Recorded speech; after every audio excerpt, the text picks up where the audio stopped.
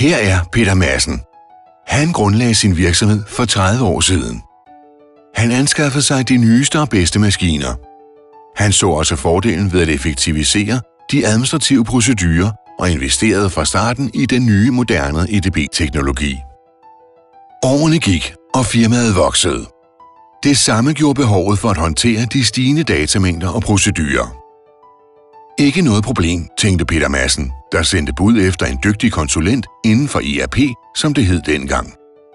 Konsulenten brummede og foretog komplicerede fit-gap-analyser, mens han skriblede løs. Peter Madsen kiggede tavs og undrende på. Nogle måneder senere kom konsulenten tilbage med et omfattende og detaljeret oplæg. Løsningen opfyldte alle Peter Madsens krav. Skærmbillederne havde det rigtige design. Knapper og felter så flotte ud. Det var kort sagt lige præcis, hvad Peter Madsen havde bedt om. Men det ærgede Peter Madsen, at leverandørens programmører skulle bruge så mange timer på at få alting til at gå op i en højere enhed. Ja, det ærgede ham også 5 år efter, da han skulle have den næste nye version. Og næste gang, og næste gang. Men sådan var det jo, når løsninger skulle skræddersys. Det vidste han godt, for krav var nu engang krav. Ja, men sådan behøver det ikke at være mere, opdagede Peter Madsen endelig efter mange år.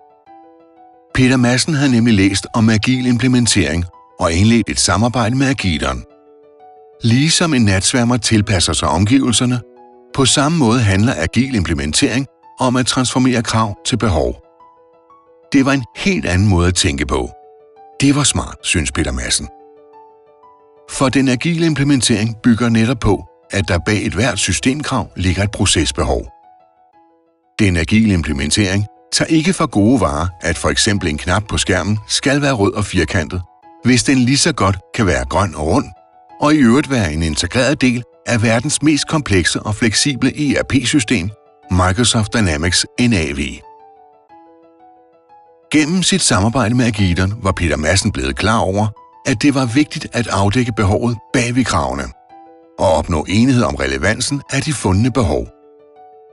Alligevel tager 8 ud af 10 projekter stadig afsæt i systemkrav i stedet for procesbehov, havde Peter Madsen hørt og tænkte, det er da ærgerligt og spild af tid og penge. Så meget anderledes er vores processer vel heller ikke i forhold til mange andre virksomheders. Peter Madsen havde også fundet ud af, hvor vigtigt det var, at konsulenten var god til at stille kritiske spørgsmål og til at lytte. For det kan gøre forskellen på en god løsning og en dynamisk løsning. Ved at vælge den agile implementeringsmetode for Agilon, valgte Peter Madsen også automatisk at involvere sine medarbejdere. Det var sund fornuft, synes han. Det er jo dem, der bruger systemet til daglig og skaber værdi til virksomheden. Som Agilon-konsulenten forklarede, er workshops og dialog omdrejningspunktet for agil implementering fra Agilon.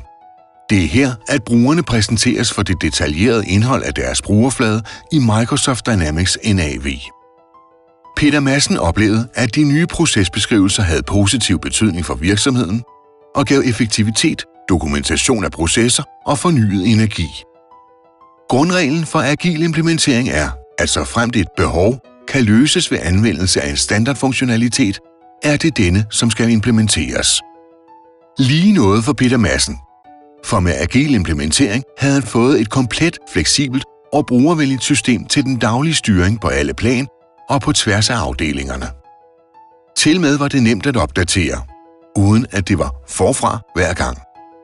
Peter Madsen er glad, for han har fået en løsning, der er implementeret i hele virksomheden, og hvor alle hans afdelinger har været med i processen.